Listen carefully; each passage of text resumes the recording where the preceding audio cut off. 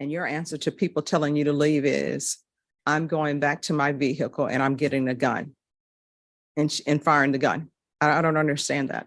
So I don't know if he wants to be under oath to explain that to the court, but this is what I'm trying to wrap my head around. I don't understand why people's first answer to any situation is, let me go get my gun. Well, and I know people. All right, y'all. Today's case is wild. A 37-year-old man drinks tequila at a bar with his girlfriend, gets into a fight, and ends up pulling a gun in the parking lot. Now he's in front of Judge Boyd, hoping to avoid prison time. Judge Boyd opens the hearing with disbelief in her voice. She repeats the defendant's own words, "I'm going back to my vehicle to get a gun and fire it." You can feel the shock in the room. How did a bar fight turn into a shooting? This is the story of Guadalupe Gutierrez, a 37-year-old man whose night of tequila ended in gunfire. Why do so many people reach for a weapon instead of walking away? But she's not in the mood for excuses. He says he's changed. She says, "You're 37. You should know better. Let's get into it." And are you Mr. Gutierrez? Yes, sir. All right, you entered a plea of deadly conduct with a firearm as a third-degree felony. According to the plea bargain agreement, punishment is to be assessed at a cap of 10 years. The state is remaining silent on your application, and then there are no contact orders. Have both parties had a chance to review the PSI report, state? Yes, sir. Defense? yes. Any objections to the PSI report, state? No, Your Honor. Defense? No, Your Honor. All right, the state is silent. Defense, do you have any witnesses? Just, if I may, The case quickly unfolds. Gutierrez pleads guilty to deadly conduct with a firearm, a third-degree felony. His lawyer hopes the court will show mercy, maybe probation instead of prison. Judge Boyd, however, looks far from convinced. Her tone says it all. This isn't just another case. It's another man claiming he's changed after crossing a line. Do second chances apply when a gun is involved? I have a couple of paycheck stubs or 3 paycheck stubs of my clients that I'd like to offer. And I had given the state an opportunity to review them. And then I have some photographs of my client with his daughter, if I may offer those to the court for your consideration. Yes. Judge, state sign. All right. I also have a letter from his boss, Judge. I need to find that. Okay. Oh, gosh. I may. Where would he send it from? Okay. I'm looking for that letter from his boss, Judge. I All right. have read- If there's no objection from the state, if you want to make a proffer what the letter says, I do believe he's employed. Yes, Your Honor. You can look at this as a It matter of just, public it record. speaks to his, promptness as an employee, as a valuable employee, and as to him being consistently employed and being able to continue to be employed should the court grant this application. It just speaks to how much the employer values him as an employee, Judge. Okay. All right. Is there anything else? Mr. Gutierrez, on his behalf, Judge, Defense tries to humanize Gutierrez. They show pay stubs to prove he's working hard, photos with his daughter to show he's rebuilding his life, and even a letter from his boss calling him a valuable employee. It's a full redemption pitch. For a moment, the courtroom softens until the judge brings it all back to reality. She wants to understand one thing. Why grab a gun in the first place? has had a lot of time to reflect during the pendency of this case. He has 3 children, including a daughter whose picture I showed you, his biological daughter. And he has recently reconnected with her and reestablished good communication with her mom and with her. And he feels extremely motivated now between the opportunity he has at work to do well and his relationship with his daughter being very positive. And he wants to be able to continue in that path and show the court that he can do better. I see the PSI recommends intensive outpatient I think their focus is probably alcohol. And if the court were to deem any other conditions of free, he would absolutely comply with whatever conditions the court would deem appropriate. He has been on. Gutierrez's attorney insists he's changed, that reconnecting with his daughter has motivated him to live better. But Judge Boyd interrupts with the question that defines his case. You're 37 years old. Why is your first response to go get a gun? The silence after that question says everything. His lawyer blames alcohol, 5 beers and 3 shots, but the judge isn't buying it. Does being drunk excuse dangerous behavior or just expose who we really are? GPS for a considerable amount of time while this case was pending. I think maybe since So it's been a year or 2 months. a year and 2 months, he's been on GPS with no violations. And I think that speaks to his motivation to do better and his respect for the court orders and his ability to be a successful probationer. And I hope the court will take into account, that's a significant amount of time. He was on full GPS house arrest, and then that converted to partial where he's been able to work, but no violations. And so we're hoping the court will give him an opportunity to show the court that he can be successful on probation. All right, but here's my concern and what I don't understand. How old are you? 37. You're 37. I don't understand going to a bar and people tell you to leave. And your answer to people telling you to leave is, I'm going back to my vehicle and I'm getting a gun and firing the gun. I don't understand that. So I don't know if he wants to be under oath to explain that to the court, but this is what I'm trying to wrap my head around. I don't understand why people's first answer to any situation is. Judge Boyd dives deeper. People seem to have a love affair with guns, she says. Her frustration builds as she describes how quickly anger turns into tragedy. This isn't just about one man, she's talking about society. Every line feels like a warning. If you want to have a love affair with weapons, you better treat them with respect. You can hear the disappointment behind her authority. Let me go get my gun. Well, And I know people, people seem to have a love affair with weapons. And if you want to have a love affair with the weapon, then you need to treat the weapon with respect, because the weapon can kill if it's in the wrong hands. And I'm just trying to figure out, there's an incident that happens. Somebody calls you out your name. Oh, let me go get my gun. I'll show you who I am. Somebody tells you to leave a bar because, I don't know, maybe you're intoxicated. Maybe there's some altercation. I don't understand why people don't leave. I would say that the offense report and PSI reflect that he says he had 5 beers and 3 shots. So I would submit to the court that he was not thinking. Yeah, I mean, He to was- me, And I'm not saying that intoxication is a defense or mitigating at all. I'm just saying that, it causes a loss of impulse control.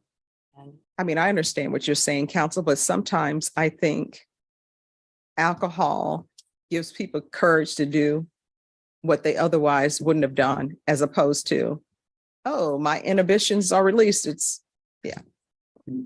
So I don't know if he wants to speak to the court or not, because I'll tell you, I'm leaning towards sending you to prison.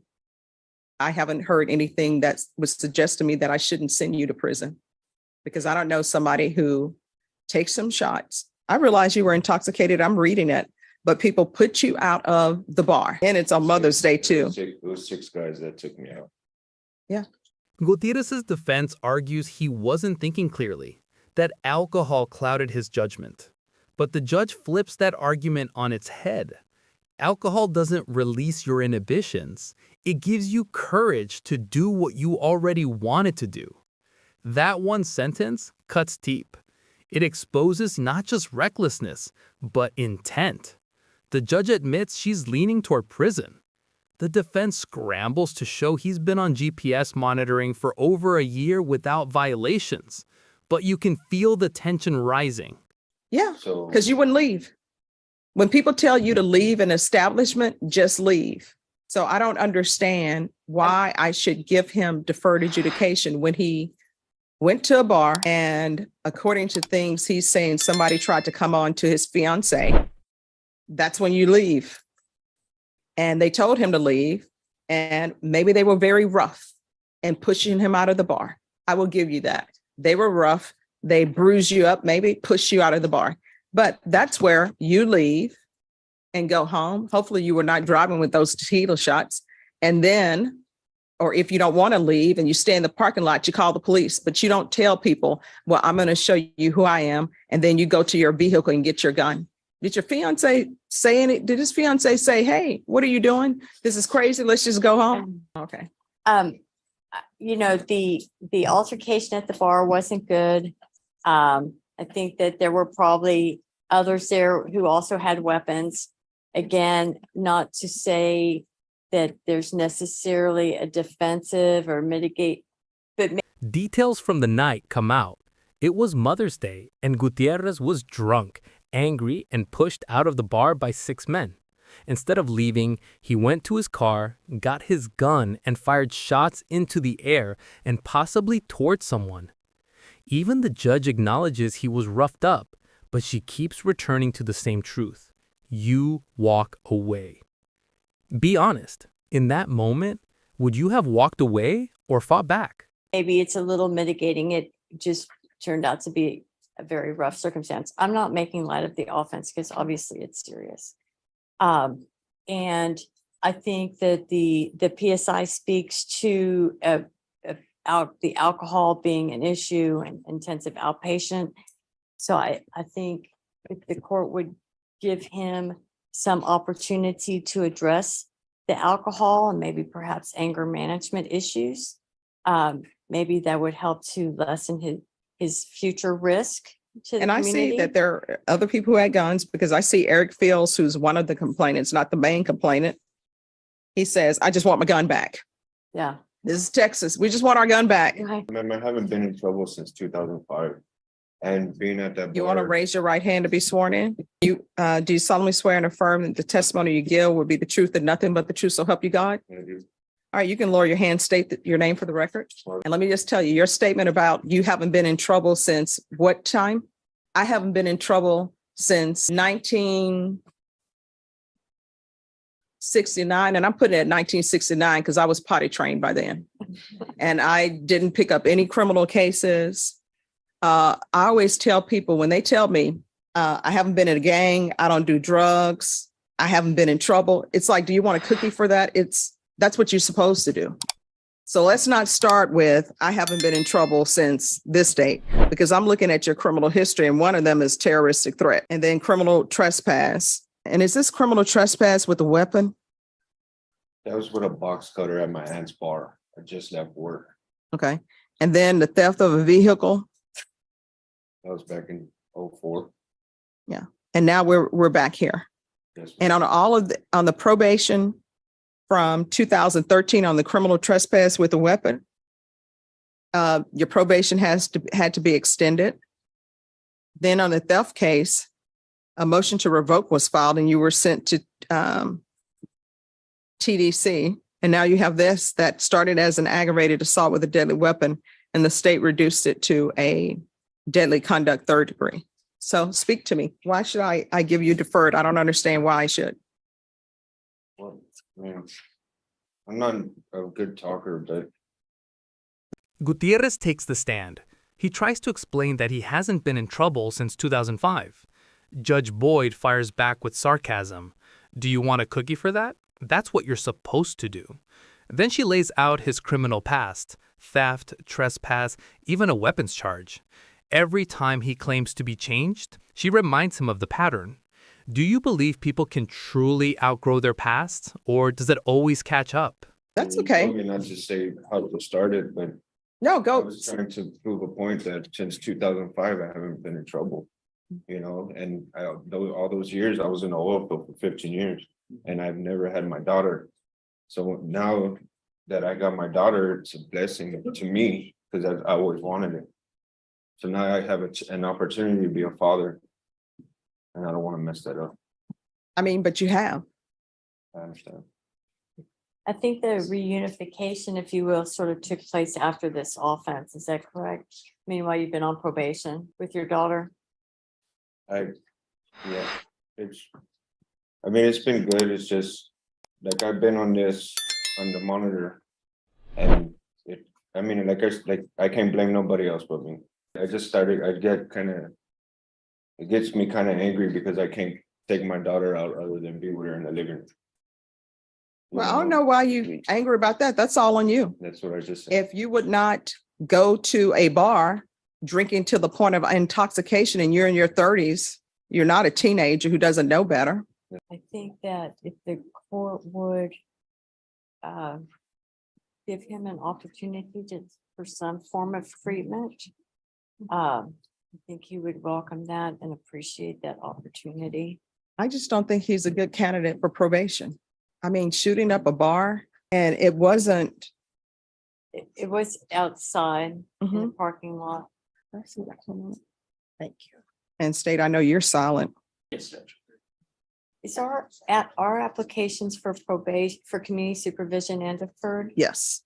I don't know if it makes a difference to the court. I don't think it necessarily does, but we can withdraw the deferred. Now, see, this is what I'm reading, and this is my problem.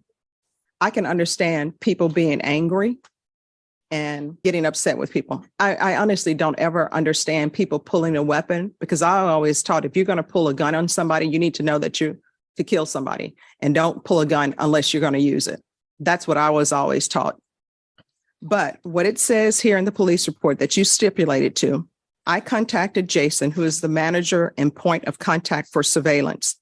Jason provided me with footage from one of the cameras. Jason said he was working on getting footage from the other cameras as well. The footage showed Guadalupe, that's you, being taken out of the bar. He walks to his car and pulls out a small handgun.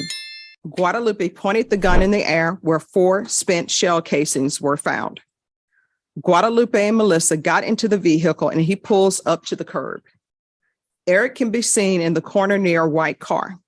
Guadalupe opens the car door and his hand extends out. Guadalupe then lowers. Judge Boyd reads from the surveillance report. It shows Gutierrez walking to his car, pulling out a handgun, firing 4 shots into the air, then pointing the weapon toward another man. Gutierrez denies it, saying the video's unclear, but the damage is done. The judge's patience is gone. The defense tries to argue for treatment instead of prison, but the evidence speaks louder than any excuse. His hand with the gun and points it toward Eric. I never pointed the gun at anybody. I mean, that's what they say is on the video. I mean, this is video. This is not. And I showed her that when I saw the video, I pointed it. Well, because it's surveillance, some parts of it are a little clearer than others, but as the car drives out, it's a little bit less clear because of the angle of the camera. Okay. All right. Is there anything else from either side? Nothing from the state, Judge. No, Your Honor. All right. How old is your daughter? 7. Okay. All right. This is what the court is going to do. The court is going to find you guilty, sentence you to 3 years in the prison, give you credit for any time served. There's to be no contact with Eric Fields and Lefty's Draft House. Showing you what's entitled Trial Court Certification of Defendant's Rights to Appeal. Did you review that with your attorney? Did you understand it? And did you sign it? Yes, ma'am.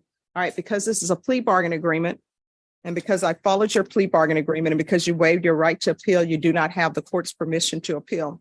Because this is a felony conviction, you're not allowed to own or possess any weapons or ammunition. If you have a question over what a weapon or ammunition is, you'll need to speak to an attorney. Do you understand? Yes. All right. Good luck to you. I did take into consideration that you have a child and that you want to be in her life and do better, but you're going to have to start making better decisions. And it's obvious that you can't drink alcohol at all. So no alcohol. You understand?